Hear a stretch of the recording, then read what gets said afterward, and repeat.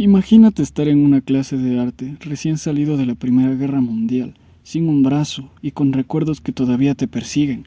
El profesor, un tipo calvo con pinta de gurú espiritual, te pide que dibujes la guerra. Tú sabes perfectamente qué poner en el papel porque la viviste. Pero al terminar, el profesor se burla de ti y dice que tu trabajo no tiene ningún sentido. Esto no sirve, mejor te quitamos el otro brazo para que no dibujes más. Pues yo he hecho esto. Una maravilla, una obra maestra, 10 sobre 10. Este era Johannes Itten, un maestro que parecía más un gurú que un profesor de arte. Y créeme, la Bauhaus estuvo llena de personajes así. Pero para entender por qué alguien como Itten terminó dando clases ahí, tenemos que viajar un poco atrás, al caos de Alemania en 1919. El país acababa de perder la Primera Guerra Mundial y lo que antes era un imperio ahora es un caos absoluto. Imagina calles llenas de soldados mutilados, pidiendo trabajo, huelgas y manifestaciones que cada semana podían terminar en tiroteos, y una economía donde tu sueldo valía menos que el papel en el que estaba impreso. Literalmente, la gente usaba billetes como papel tapiz porque no servían para nada. En medio de esa crisis nace la llamada República de Weimar, una democracia joven que intentaba estabilizar el país, pero lo hacía mientras medio mundo político trataba de matarse entre sí. De un lado, comunistas pidiendo revolución, del otro, nacionalistas exigiendo mano dura. El ambiente era tan inestable que cualquier cosa nueva parecía sospechosa, y es justo ahí donde aparece Walter Gropius. Gropius no era un tipo cualquiera, era arquitecto, hijo de arquitecto, y había peleado en la guerra, había visto de cerca la destrucción causada por las máquinas, de ahí su amor por las artesanías, y estaba convencido de que la única forma de salir adelante era cambiar la forma en que la sociedad creaba y construía. Y es que, a ver, este tipo no era un random cualquiera, ya tenía sus experiencias en el diseño tanto de interiores como de exteriores, y en todas sus obras ya se veía la semilla de alguien que buscaba cambiar los fundamentos y la forma en la que se concibe el diseño hasta el momento.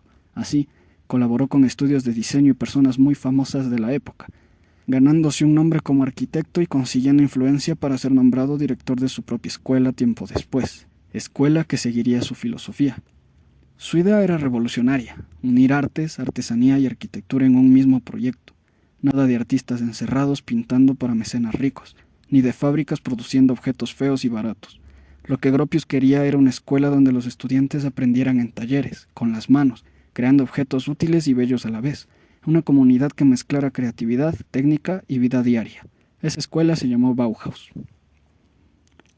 La Bauhaus en realidad no apareció de la nada. Era el rebranding de una vieja escuela de artes y oficios, la Kunstgewerbeschule. Ay, en serio, ¿quién le pone estos nombres? Mejor la llamamos la Escuela de Artes y Oficios. Las intenciones de la escuela eran simples. Buscaban relacionar las artes y los oficios, asentando todo el conocimiento en las artesanías, y había que aprender tantas como fuera posible. No había espacio para la especialización en esta escuela, pensamiento que rivalizaba con la revolución industrial y el uso de un trabajador para una sola tarea durante muchas horas seguidas.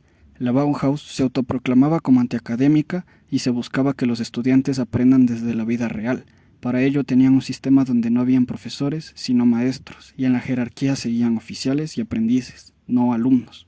Y si no lo has entendido hasta ahora, la Bauhaus, por su forma de pensar, ya se estaba ganando enemigos ni bien empezando a funcionar, ya que amenazaba no solo al gobierno de derecha con sus ideas más liberales, sino que también a los artesanos locales, quienes decían que la mera existencia de la escuela amenazaba la existencia de los oficios de los artesanos. Los profesores de la escuela antigua también se quejaban. En esta escuela se crea mero proletariado artístico, mientras que los extremistas más radicales la acusaban de ser comunista y un nido de judíos. A todas estas quejas Gropius se defendió. A ver, en mi escuela puede haber de todo, austríacos, húngaros y 17 judíos. Todos los demás somos arios. En resumen, para unos era comunista, para otros era un nido de judíos, para los artesanos era competencia desleal y para los profesores viejos era un insulto. Y aún no habían pasado ni 2 años desde su apertura. Y no solo había problemas de puertas para afuera, sino también entre estudiantes y docentes. De hecho, ahora que lo pienso, es un milagro que la Bauhaus sobreviviera el primer mes con tantos problemas. Así como ahora los estudiantes foráneos se pelean por la última lata de atún, también había problemas económicos en aquella época. Escribe un estudiante. Muchos de nosotros pasábamos la noche en una fábrica que hacía cuadros de campesinos de Turingia. Trabajábamos allí unas pocas horas, casi siempre hasta medianoche, y se nos pagaba inmediatamente. Tan pronto como el panadero abría por la mañana, corríamos a comprar pan, Al mediodía el pan ya era más caro a causa de la inflación galopante. Y es que en los pasillos de la Bauhaus había de todo: hombres de mediana edad, militares retirados, mutilados, incluso artesanos y los profesores. Y lo que para la época escandalizaba a todo el mundo: las mujeres. Digo, los hombres de antes sabían cosas, incluso yo en la actualidad le tengo miedo a las mujeres. Estas últimas estaban relegadas solo a los textiles y la competencia por los cupos en tejidos eran tanto que se buscaban portafolios extraordinarios para poder conseguir un lugar en la escuela. Me resulta gracioso cómo lo único que ha cambiado de la sociedad es la posibilidad de putear a los profesores de forma más instantánea en la actualidad, ya que en ese tiempo los estudiantes tenían que mandarse cartas quejándose de los profesores. Un estudiante dice: el mismo Gropius se revuelca en sus buenas intencionadas ideas utópicas. Nunca hizo nada por la Bauhaus y los demás profesores son unos desarraigados pintores, por más modernos que se presenten. La Bauhaus estaba compuesta por múltiples espacios. Los más importantes, sin lugar a duda, eran los talleres prácticos y la cantina de la escuela. Este último sirvió como canalizador de las mini sociedades que se estaban formando, pues allí los estudiantes organizaban sus sindicatos y las actividades dentro y fuera de la escuela. Y no solo eso, ya que la propia organización de los estudiantes llevaba a que en la Bauhaus se hicieran múltiples fiestas, e incluso se exigía a los profesores que participaran en esas fiestas. Esta cercanía entre estudiantes y docentes llevó a que algunos profesores pudieran contratar estudiantes y hacerlos laborar para ellos, obviamente con remuneración. El sistema en el que se movían los maestros era también otra cosa. Se organizaban en maestros de teoría y de práctica, o como se les conocía oficialmente dentro de la escuela, profesores de forma y profesores de taller, ya que aunque se planteó que no existiera ningún tipo de jerarquía, la diferencia entre los salarios, el horario laboral, las vacaciones, etc., dio como resultado que los maestros de taller tuvieran mucho peso en las clases, pero los maestros de forma tuvieran más importancia dentro del sistema educativo, incluso a la hora de tomar decisiones. Diría yo que si un estudiante se encuentra perdido en su formación artística, no resulta tan problemático, pues estaba en ese lugar para aprender. Sin embargo, los profesores estaban igual de perdidos que los estudiantes, ya que al ser una nueva escuela con conceptos nuevos, como las escuelas privadas de TikTok que te venden que vas a aprender jugando videojuegos, pero en este caso más serio. Aún así, los profesores aún no sabían lo que se supone que debían saber para poder enseñar. Y es que en esta escuela, con tantos problemas, me hace acuerdo a mis profesores. Incluso desde ese entonces los estudiantes ya se estaban quejando. Maestros dando clase por ganarse un sueldo, desinteresados e incluso de manera vaga. Solo les falta decir que organizaban sus clases con ChatGPT. En fin, hay que entender que todo esto obedecía a un fin mayor. Gropius pensaba que todas las artes tenían como fin último la construcción. Esto resulta irónico, ya que no habían clases de arquitectura en la Bauhaus, y más bien se aliaron con la Baugewerksschule, que eran los constructores del pueblo, para aprender de ellos. En la Bauhaus se aprendía de todo y de todos. No había espacio para la discriminación de ningún arte, y por ende, de ninguna persona. Y así como en tu escuela tienes a tu profe de química que te pone faltas si llega 5 minutos tarde, aquí también habían personalidades pesadas e incluso muy famosas dando clases. El primero de ellos era Iten, el tipo calvo espiritual que te conté al inicio de este video. Dicen que contaba con una mística peculiar tan extravagante que incluso convenció a los estudiantes de convertirse al Mazdasnan, que era su religión. La influencia de este maestro era tanto que llegó a cambiar el menú del comedor de la escuela a una dieta 100% vegana. Incluso Gropius vio amenazado su puesto de director y tenía un afán enorme por alejar a Iten de la escuela lo más antes posible. Iten propuso una especie de preuniversitario para la época, ya que los estudiantes que eran aprobados para entrar a la escuela debían hacer un periodo de prueba adicional de 6 meses para poder ingresar definitivamente al plan de estudios. Y a mi consideración, en realidad era muy necesario, ya que la selección previa a este periodo de prueba era igual de místico que Iten. Esto dice un estudiante. Uno de los discípulos más fieles de Iten, con un hábito blanco y una cruz de madera, quien me observaba detenidamente, no dije ni una sola palabra ni mostré ningún dibujo. Aún así, fui aceptado por la intuición de este chico. ¿Te imaginas que así fuera la prueba de ingreso a la universidad? Yo matándome estudiando durante 6 meses para que me aprueben solo por el aura que desprendo. No se escucha muy justo. El siguiente profesor era Marx. Hacía artesanías en cerámicas y se dedicaba a la pintura gótica.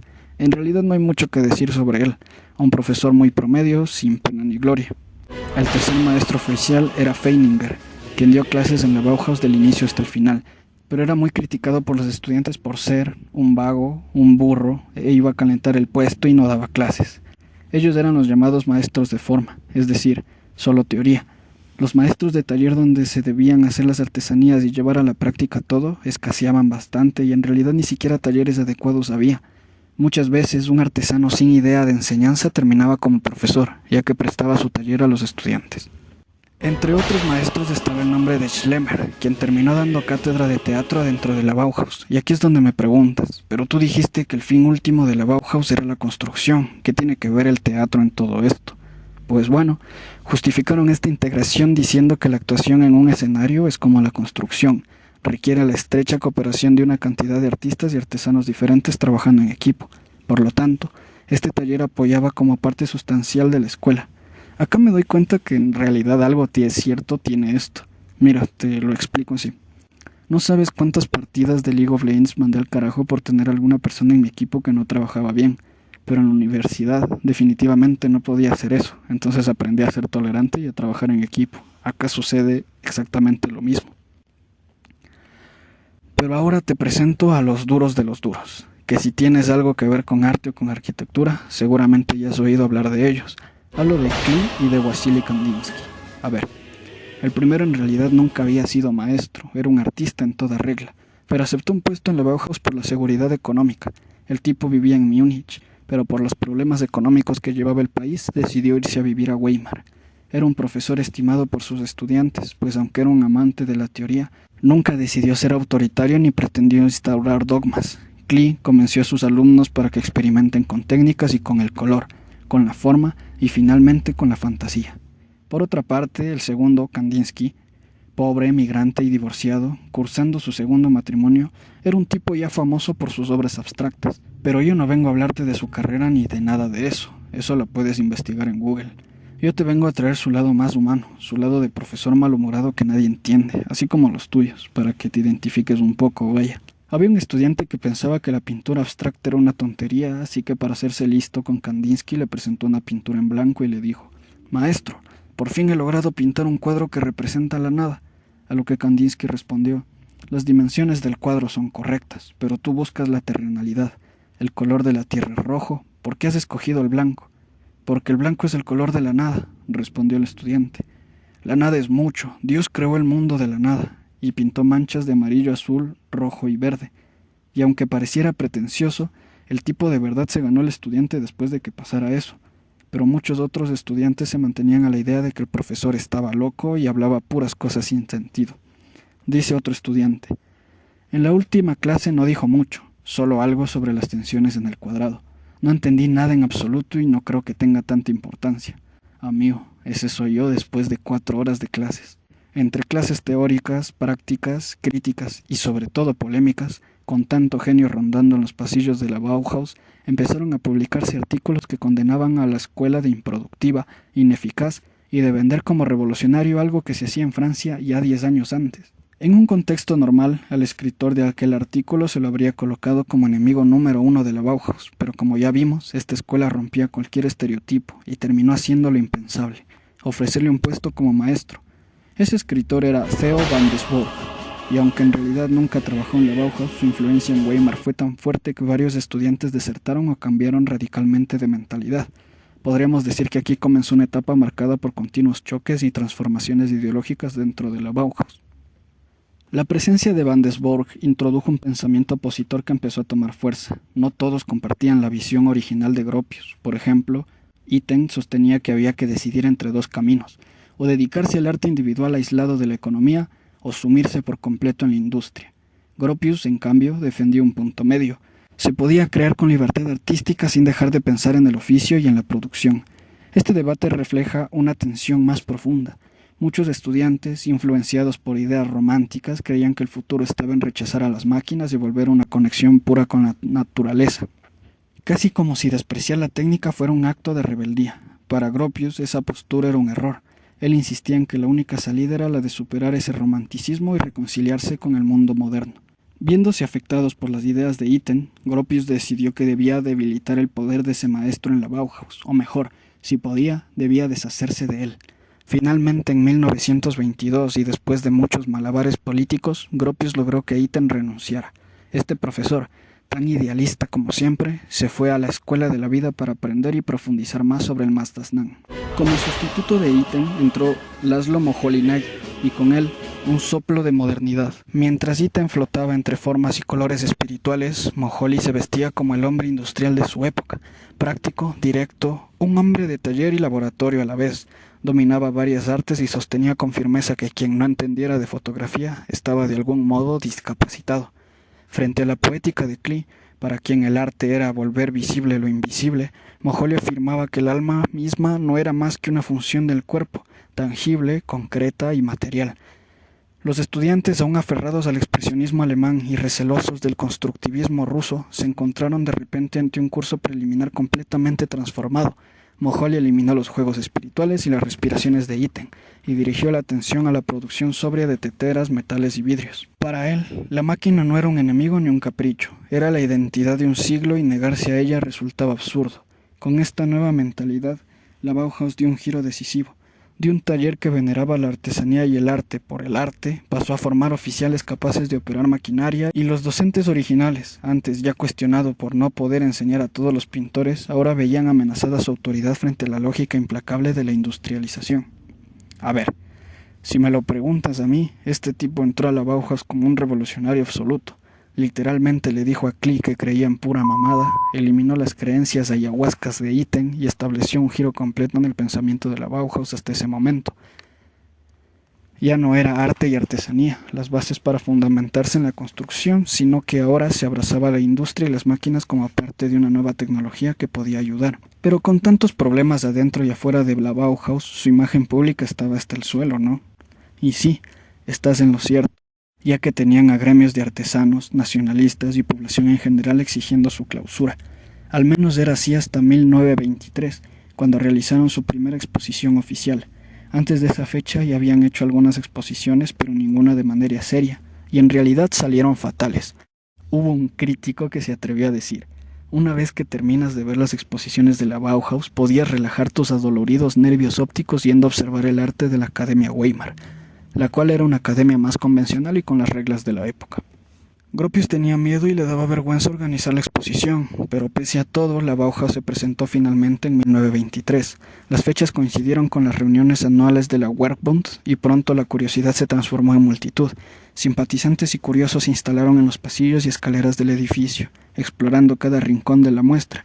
El efecto mediático fue inmediato, gracias a los artículos, investigaciones y menciones de Gropius en periódicos y revistas. La exposición atrajo incluso a personajes famosos, quienes no dudaron en ofrecer conferencias y charlas que añadieron prestigio al evento. En paralelo, Alemania vivía un momento tenso.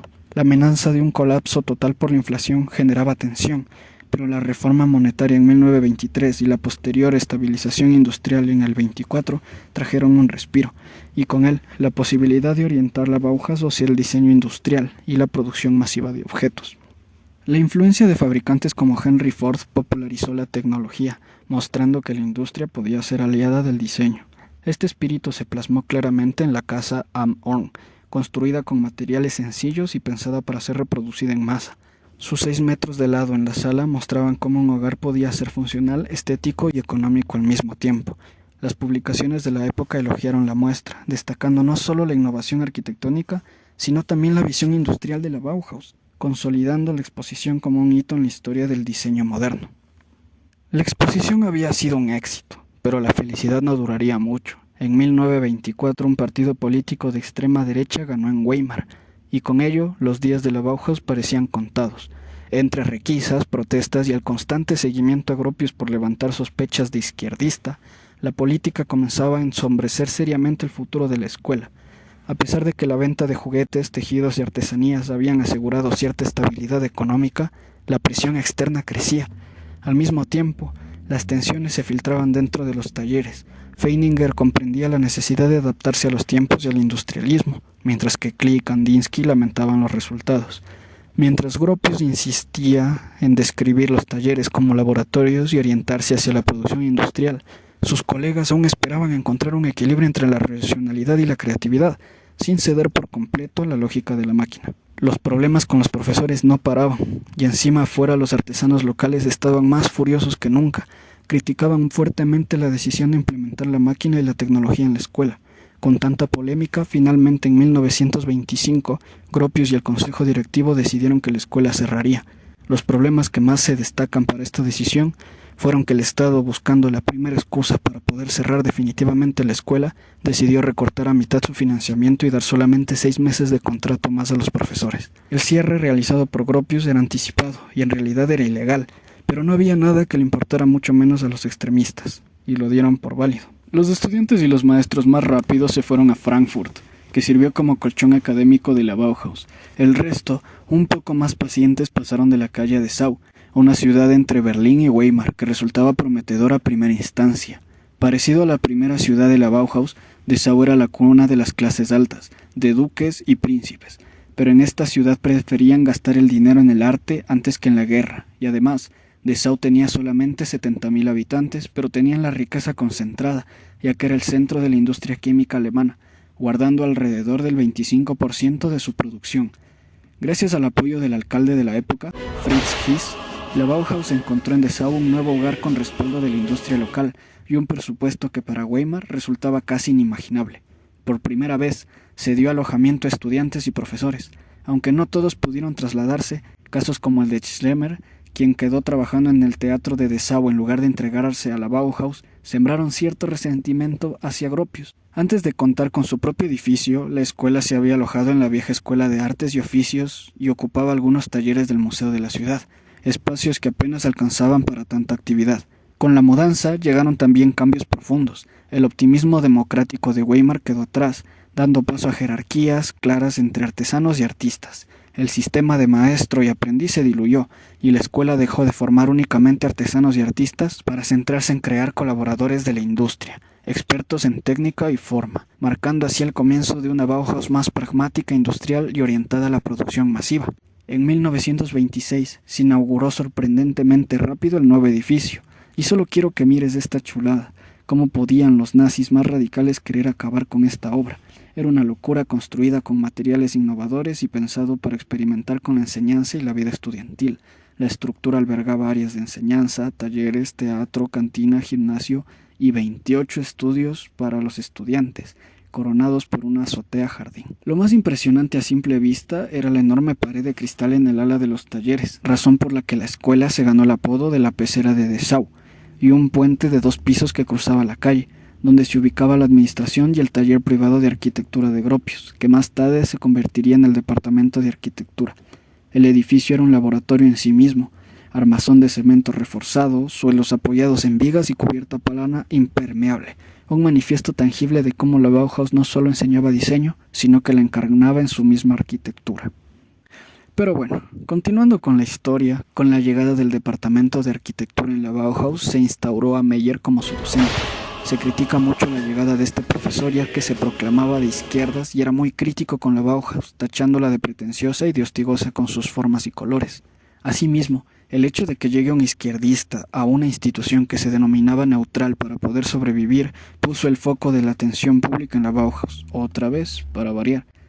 Y adivina qué, obviamente Meyer también disputaba con otros docentes. Así como en su momento fue Moholy, ahora era Meyer el que andaba por los pasillos de la escuela molestando a otros profesores como Klee y Kandinsky. Todas estas disputas ocasionaron varias renuncias. La de mayor peso fue la de Gropius, quien en 1928 dimitió repentinamente, con la excusa de haber luchado por 9 años en la escuela y que si seguía así se iba a quemar como arquitecto y como persona. Y adivinen quién llegó en su lugar. Mies van der... No, me informan que aún no llega ese personaje. En realidad sí le ofrecieron el puesto de director, pero lo rechazó. Como Gropius quería deshacerse rápido de la carga administrativa, eligió a Meyer, quien llevaba menos que cualquiera en la escuela. Los estudiantes y docentes se quejaron. Meyer como director es una catástrofe, decían. Breuer y Bayer renunciaron, y los estudiantes se quejaban con Gropius. Hemos aguantado hambre por el desarrollo de su idea. No es justo que ahora se vaya. Amigo, sabes que estás haciendo las cosas bien cuando tus propios estudiantes lamentan tu renuncia. En mi carrera seguramente si el director renunciara nadie siquiera se sentiría mal. Con Meyer como director todo cambió de rumbo. La arquitectura pasó a ser el centro absoluto de la Bauhaus y cualquier arte que no sirviera para completar un programa arquitectónico quedó subordinada. De hecho, incluso se agregó la cátedra de planeación urbana. Por otro lado, Schlemmer abandonó el teatro para dar clases de biología y filosofía, mientras Kandinsky y Klee continuaban con la pintura, pero ahora enfocada al servicio de la arquitectura. Los talleres también cambiaron de espíritu, nada de productos de lujo. Meyer exigía artículos prácticos, reproducibles y fabricables en masa. Pareciera irónico que, aunque el nuevo director era autoproclamado de izquierda y radical, Meyer hizo un gran trabajo reuniendo fondos para la escuela. Vendieron muchos artículos y consiguieron estabilidad económica para la Bauhaus. El director hizo que la escuela se beneficiara en alto grado del capitalismo. Aunque bajo Meyer la Bauhaus alcanzó cierta estabilidad económica, en esencia la escuela ya era irreconocible respecto a sus principios fundacionales. Profesores como Albers, Klee, Kandinsky y Schlemmer se sentían cada vez menos afines al nuevo rumbo. Klee buscaba oportunidades afuera, y Schlemmer, desencantado, se marchó definitivamente en el 29. Nadie ocupó su lugar. Simplemente se eliminó el teatro, como si aquella faceta artística nunca hubiera existido. El énfasis de Meyer en la construcción y la publicidad disgustaba tanto a estudiantes como a maestros, que sentían que la creatividad libre había sido reemplazada por una producción mecánica. Con el nuevo sistema, los maestros ya no participaban activamente de las actividades con los estudiantes, pues los alumnos deben hacer las cosas por su cuenta, sin intervención intelectual desde arriba. Para colmo, el marcado marxismo de Meyer lo llevó a fomentar una pequeña célula comunista dentro de la escuela, con apenas 15 miembros, pero suficiente para encender la polémica. Sus opositores aprovecharon la ocasión y no dudaron en tachar a la Bauhaus de nido de bolcheviques, reforzando la creciente presión política que amenazaba con asfixiarla. Klee, Kandinsky e incluso el mismo Gropius estaban a favor de la destitución de Meyer, quienes cuando lograron su cometido causaron que Meyer regrese a la Unión Soviética y finalmente fue reemplazado en 1930 por Mies van der Rohe, labrando así irónicamente el final de la Bauhaus. La tarea de Mies como director estaba clara: debía dispersar la reputación política que se había ganado la Bauhaus con Meyer y liberarse lo más pronto posible de los opositores, por lo que reprimieron a los estudiantes más radicales y estableció un autoritarismo que se desconocía por completo de la libertad que brindaba las primeras versiones de la Bauhaus. Todos conocen a Mies, ¿no?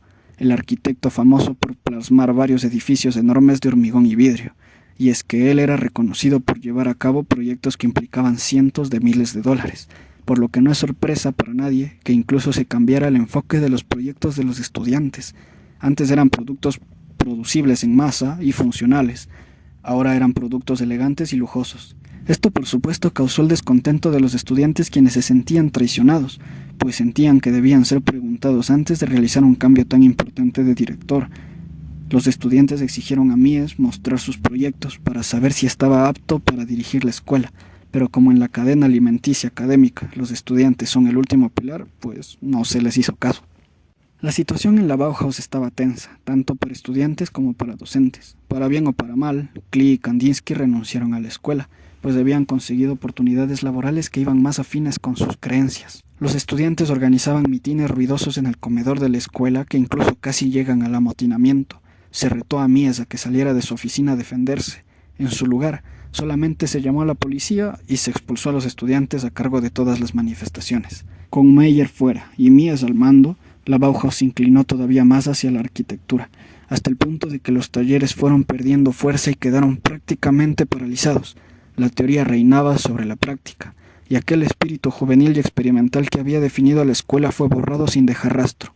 La influencia de los estudiantes en el estilo de vida de la Bauhaus fue borrada, mientras el nuevo alumnado ya no eran los soñadores bohemios de Weimar, sino hijos de las clases altas, entre los cuales empezaban a organizarse los primeros grupos nazis. El plan de estudio se redujo a lo esencial: diseño interior y construcción exterior, como si la escuela hubiera perdido todo lo demás. Y mientras adentro se apagaba el fuego creativo, afuera la tormenta política se intensificaba. En 1931, la extrema derecha, identificada de lleno con el nazismo, tomó el control del Parlamento de Dessau, repitiendo la misma pesadilla que años antes había forzado el cierre en Weimar. Desde allí, no tardaron en cargar contra la Bauhaus, acusándola de ser cosmopolita, de no cultivar los valores auténticos alemanes y de rendirse ante influencias extranjeras como Estados Unidos, Holanda o Francia. Y ya sabes cómo funciona la lógica de la época: todo lo que no era alemán automáticamente era comunista. Hay una escena en la película que cuando la vi por primera vez no la había entendido. En ella, la protagonista explica que con la llegada de los nazis se quería cambiar el techo de una losa plana y de hormigón a un tejado a dos aguas, y te tiran ese dato así sin más. Fue investigando para este video que todo conectó e hizo sentido. Resulta que los alemanes pensaban que la losa plana era símbolo de la traición de la Bauhaus hacia el país, ya que la arquitectura del país era más afín a las construcciones nórdicas, lo que significa tejados con planos inclinados. En 1932, la escuela cerró sus puertas por orden política, mientras los nazis irrumpían en sus instalaciones destrozando ventanas, muebles y archivos, como si quisieran borrar no solo un edificio, sino una memoria entera. Aún así, Mies van der Rohe se aferró con desesperación a la idea de mantener viva la Bauhaus. Alquiló una vieja fábrica de teléfonos en Berlín, la transformó en aulas improvisadas y privatizó la enseñanza, intentando sostenerla con las cuotas de sus estudiantes, pero el tiempo jugaba en su contra. Apenas reabierta la escuela, los nazis consolidaron el control del Estado y Hitler se convirtió en canciller. Lo que vino después fue la embestida más feroz contra el arte moderno. Pintores, arquitectos y escritores fueron tachados de degenerados y expulsados de toda vida pública. En ese clima, la Bauhaus se convirtió para los nazis en el emblema perfecto de lo que llamaban la concepción judeomarxista del arte, algo que, según ellos, no podía ser entendido como creación, sino únicamente como una patología que debía erradicarse. El 11 de abril de 1933, al amanecer, la policía llegó en camiones y cercó la Bauhaus. No hubo tiempo de reaccionar. A los estudiantes y profesores que no portaban la identificación adecuada, los subieron por la fuerza y se los llevaron. A pesar de la violencia del momento, Mies van der Rohe aún se aferraba a la idea de llegar a un entendimiento con el régimen. El 10 de agosto de 1933, Mies hizo oficial lo inevitable. El Consejo de la Bauhaus decidía disolver la escuela. Así, la Bauhaus cerraba sus puertas para siempre en Alemania, no como un fracaso, sino como una institución asfixiada por la intolerancia de su tiempo.